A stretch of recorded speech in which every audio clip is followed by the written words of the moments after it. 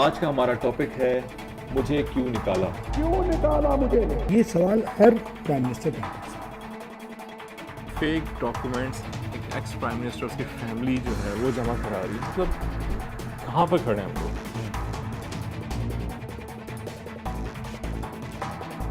भैया आप इस तरह से फिर इनको छोड़ना है तो फिर सबको छोड़ें जो जेलें खाली कर दें। अल्लाह करे जो भी गवर्नमेंट आए, चाहे वो पीपल्स पार्टी की हो, नून की हो, पीटीआई की हो, जो भी हो, पाकिस्तान के हक में बेहतर हो।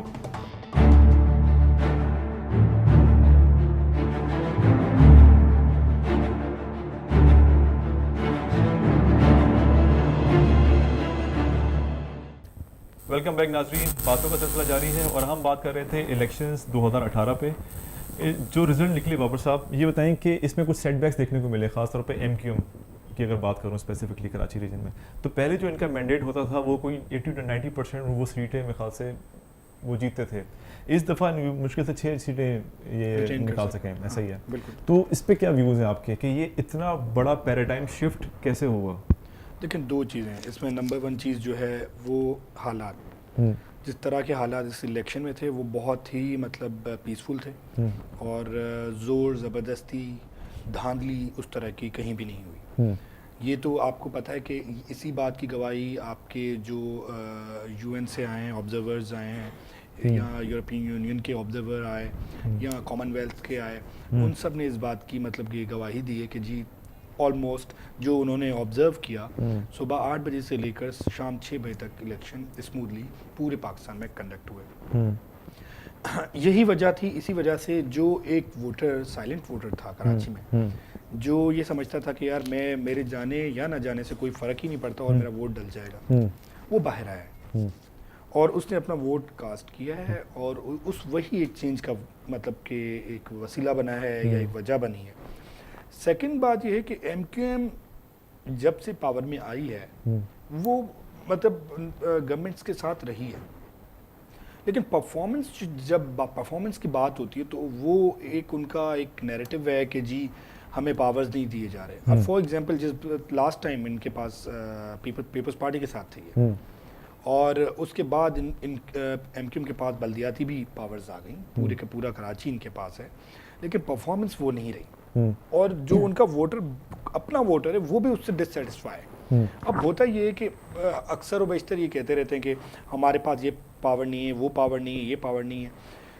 कहने का मकसद ये है कि मेयर को सीएम की पावर नहीं मिल सकती, सीएम को पीएम की पावर नहीं मिल सकती, ठीक है ना। और कल को पीएम बोल दे कि मुझे यूएन की पावर दे दें। सब अच्छी तरह से जब वो अभी जो मेयर बने थे क्या वसीम अख्तर साहब, जब बिहाइंड द बार्स थे तो फिर उस वक्त उनका ये क्लेम था कि मुझे बाहर निकाला जाए, मैं कराची की खिदमत करना चाहता हूँ, बाहर इतना कचरा कूड़नी जो बातें जो मसले मसाइल चले थे, तो दैट रिमेन अनचेंज, मतलब उसमें कोई फ़र्क नहीं आया उनके बाहर निकलने के बावजूद। वेरएज उनका जो स्टेटमेंट था वो ये था कि हमारे पास इख्तियारात नहीं थे, मेरे पास इख्तियारात नहीं है।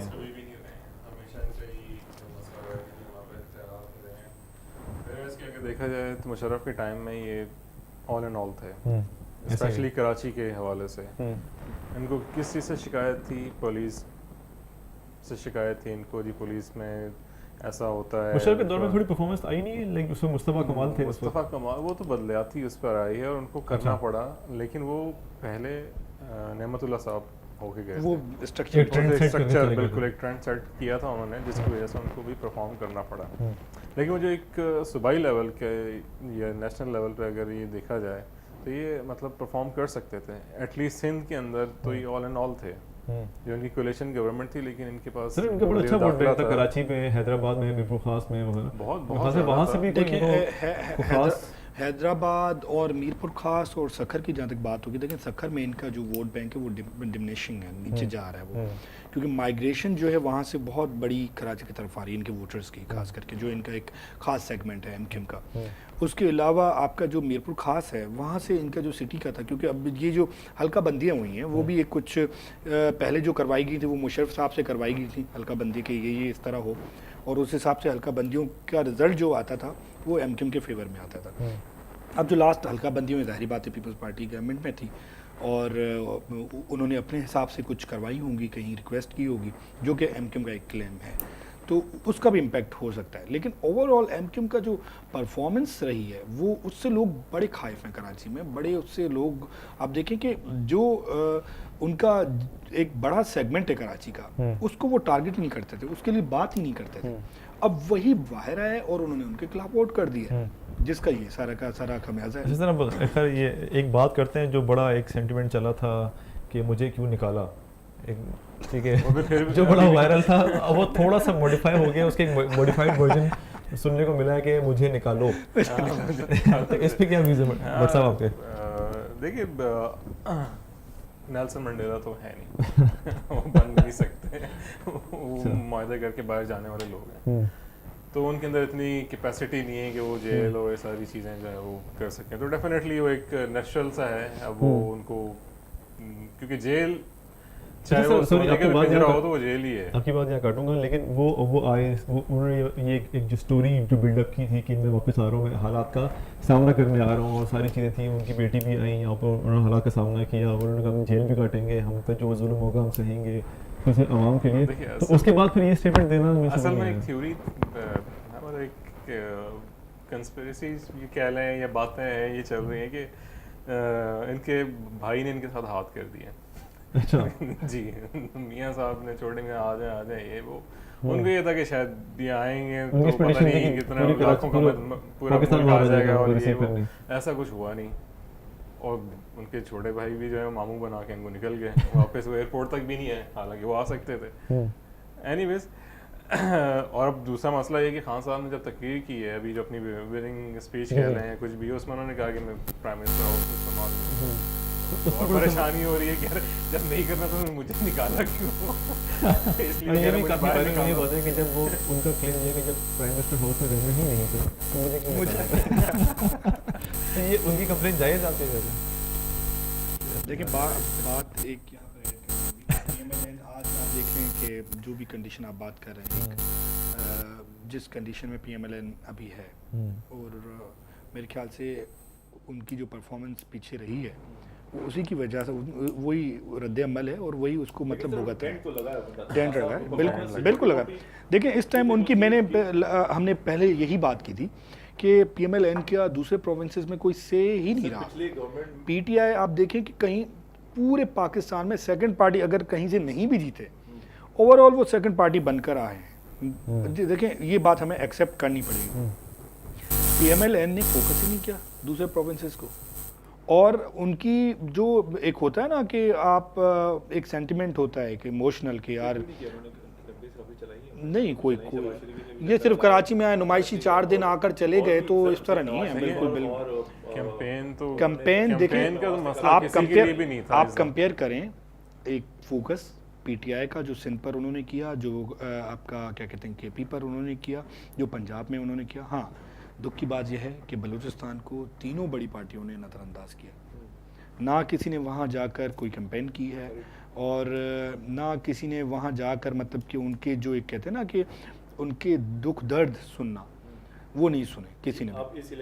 इस इलेक्शन की बात कर रहा हूँ, तीनों पार्टियों में से किसी PTI, PMLN और PPP, तीनों में से। क्योंकि देखें एक बात मैं थोड़ी PPP की करूँगा, उनको थ्रेट रहता है, ठीक है जी उनके लिए, क्योंकि देखें वो एक बोल्ड, देखें उनका एक बोल्ड वर्जन है। एंड ये आप माने ना माने कि वो एक लिबरल जमात है, ठीक है। वो आप जो इंतहा पसंद हैं उनके खिलाफ हैं शुरू से ही, और वो टारगेट रहे हैं। धमाके उनके कैंप्स पर हुआ, मोहतरमा असैसिनेट हुई हैं इसमें, और इसके अलावा भी उनके जो लीडरशिप है उन पर अटैक होते रहे आप। लेकिन PMLN और PTI, ठीक है जी, ये अगर ये दोनों पार्टी ये बोले कि हमें सिक्योरिटी खदशात हैं और हम नहीं जा रहे हैं, कम से कम कोयटा तक जा सकते थे और मिल सकते थे। जी मैं इस चीज़ से तो एग्री नहीं करूँगा इनकी के PTI को या PMLN को खदशात नहीं थे। अभी जो रिसेंट अटैक हुआ जिसमें इनके PTI के लीडर भी शहीद हुए, डंडा भूसा, और इसके अलावा ENP साहब जो हैं उनके बाप पार्टी का है। तो मतलब ये ऐसा नहीं है कि जनाब सिर्फ पीपल्स पार्टी को ही है। असल में पीपल्स पार्टी इतना सिंध के अलावा कहीं जलसा कंडक्ट कर नहीं सकती, ठीक है। और ये पंजाब में भी गए, इनका कोई इतना खास वो रहा नहीं। एनीवेज अपार्ट फ्रॉम दिस इनकी बात तो ठीक है कि जनाब कोई लीडरशिप इस बार जो है वो बलूचिस्तान में नहीं गई। अब उसके और भी बहुत सारे हालात और वहाँ की चीज़ें वो उस तरह का सेटल नहीं है जिस तरह से बाकी सूबे फिर भी अब हो चुके हैं, तो ये भी एक रीज़न हो सकता है। लेकिन जैसे लास्ट टाइम खान साहब ने 2013 में जब बहुत ही ज़्यादा मतलब उस वक्त सिचुएशन को इतनी फेवरेबल नहीं थी, उसके बावजूद वो जाके उन्होंने कोयटा में जलसा किया, उसके बाद भी वो गए जलसा वगैरह किया, तो ये खान साहब ने ही जलसा किया कोयटा में और किसी ने इसके लिए हिम्मत नहीं की है। हैविंग सेड दैट जो उन्होंने पहले बात की कि जनाब उनको परफॉर्मेंस बेस मिला है PMLN को पंजाब से, तो जो उनको परफॉर्मेंस बेस जो ज़्यादा सीट्स उन्होंने गेन की हैं वो सेंट्रल पंजाब से की हैं, और वहाँ और सेंट्रल पंजाब में लाहौर, गुजरांवाला, शेखुपुरा इस तरह के जो इनके इर्द गिर्द के इलाके हैं, और इवेंचुअली उन्होंने सबसे ज़्यादा पैसा भी जो है डेवलपमेंट का उधर ही लगाया है। नॉर्थ पंजाब में वो अच्छा परफॉर्म नहीं कर सके, साउथ पंजाब में वो अच्छा परफॉर्म नहीं कर सके, ये दोनों ही नेगलेक्टेड एरियाज़ रहे हैं। तो इनका जो विनिंग जो सीट्स इनको मिली हैं वो ज़्यादातर सेंट्रल पंजाब जो है वहाँ से ही मिली हैं, और आप देखेंगे PTI ने भी जो गेन किया है वो नॉर्थ पंजाब से, सदर्न पंजाब से, चकवाल साइड होगी, अपर पार्ट जो है नॉर्थ का रावलपिंडी, और नीचे आप आएँ तो आपके भक्कर और राजनपुर और ये मतलब ये एटलीस्ट एक वफाकी लेवल की पार्टी बन के उभरी है। कोयटा से PTI ने सीट निकाली है और एक आध और भी मकाम शायद है उनकी, और प्रोविंशियल असम्बली की भी 4 से 5 सीट्स उन्होंने ली हैं बलूचिस्तान से। अच्छा साइन है कि एटलीस्ट जो किसी पार्टी ने जो है वफाकी लेवल पर जो है वो परफॉर्म किया। और देखें अब इसमें एक चीज़ और भी ऐड कर लें कि अब इनके ऊपर रिस्पॉन्सिबिलिटी भी बहुत बड़ी है। ठीक है, पहले पार्टीज़ का जो है वो वफाकी लेवल का जो है वो कोई इनका इम्प्रेशन नहीं था। पीपल्स पार्टी को आफ्टर भुट्टो साहब वो सिर्फ सिंध की हद तक ही कंसिडर किया जाता था, स्पेशली बीबी के बाद तो बिल्कुल ही वो कॉर्नर होकर सिंध पे उन्होंने अपने आप को और रखा भी महदूद अपने आप को सिंध तक है। नून का जो है वो शुरू से ही जो पंजाब का हो रहा है, तो PTI को अब ये मौका मिला है कि वो एक वफाकी तौर पे उभरी है, तो ये सारे प्रोविंस को, सारी इकाइयों को कनेक्ट करें आपस में। जो एक रिफ्ट हैं या जो एक दूसरे से जो भी शिकायतें शिकायतें ये बहुत अच्छे तरीके से इसको हैंडल कर सकते हैं। मुश्किल काम है, नामुमकिन नहीं है। और इसी तरह से जो कराची ने अपने आप को जो MQM की वजह से डिसएसोसिएट थे फेडरल से, बाकी फेडरेशन से, क्योंकि वो उन्होंने इनको एक एथनिक ग्रुप के हद तक ही वो पार्टी रही, उन्होंने कभी नेशनल लेवल पर परफॉर्म नहीं किया। इसकी वजह से कराची बहुत पीछे रहा, जो उसका पोटेंशियल है, जो उसका शेयर है, उससे उनको उस हद तक नहीं मिला। तो अब इन्होंने अपने आप को एसोसिएट किया है, कनेक्ट किया है फेडरल पार्टी से।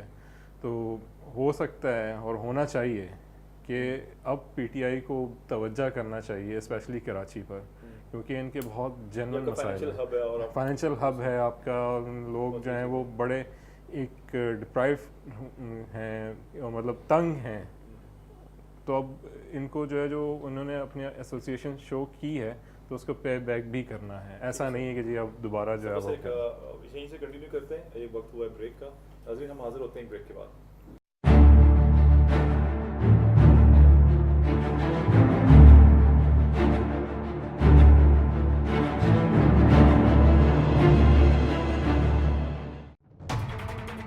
आज का हमारा टॉपिक है मुझे क्यों निकाला मुझे। ये सवाल हर प्राइम मिनिस्टर का है। फेक डॉक्यूमेंट्स एक एक्स प्राइम मिनिस्टर उसकी फैमिली जो है वो जमा करा रही है, मतलब कहाँ पर खड़े हैं हम लोग।